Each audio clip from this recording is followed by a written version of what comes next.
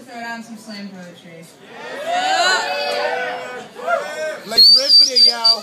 Okay, guys, I'm on a time limit.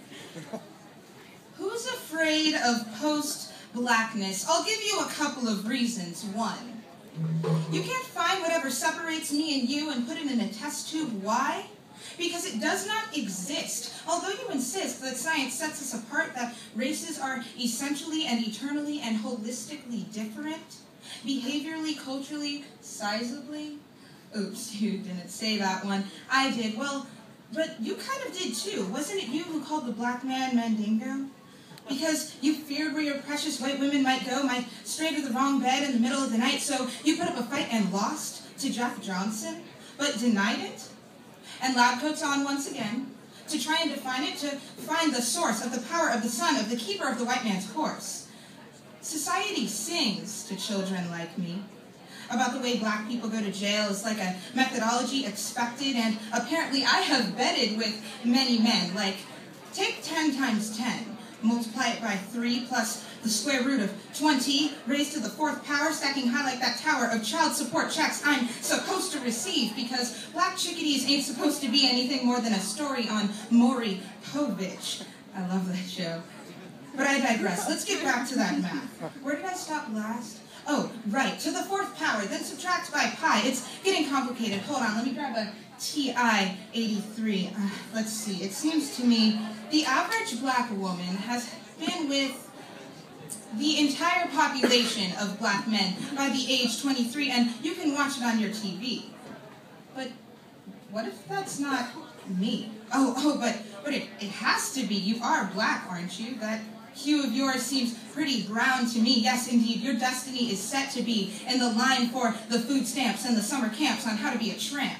But I reject the cartoon characters that are expected and assumed, and I resume my schooling, not fooling around with my grades, because I've got deals to make, business meetings to take, and laughs to fake, with executives trying to kiss my ass because I am that bad. 2, does my education upset you?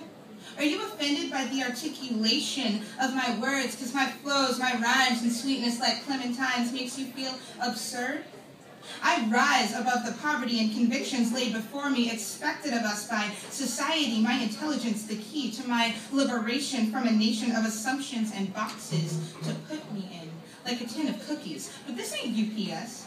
You cannot box me up, pack me full of packing peanuts and BS. I mean, bullshit. If I could hit someone every time I've been called Oreo, everyone would go to the courthouse because they'd look the way Rihanna did after Chris Brown. Too soon?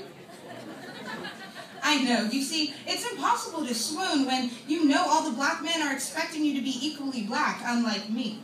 Unlike a tree that grows amongst rows and rows of the same game and shit, and of taking a hit, and of skirts a little bit too short, and of gloves and rubbing on them jeans that I can't fill because I didn't get the jeans for that ass that an entire class will stare at. Not fat, because you gotta back that ass up in them apple-bottom jeans. But my boots don't have fur. I concur that would perhaps be more comfortable, but so are Sperry's and Tom and Jerry. Instead of basketball wives and knives, boys poke at each other, taking life from a mother and her son in the street, bleeding, caught in the heat of another duel, and this tragedy is used as a tool against us, even the less black ones like yours truly.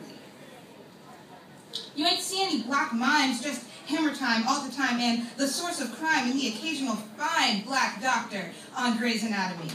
Scalpel. This pain is palpable. Put it in a bottle, not a 40.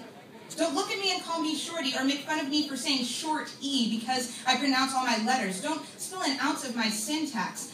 I need to find myself before I'm done, wasted, faded to a shadow, a former form of myself, wiped away only to be seen as not a black or a white, but a gray shade sort of me.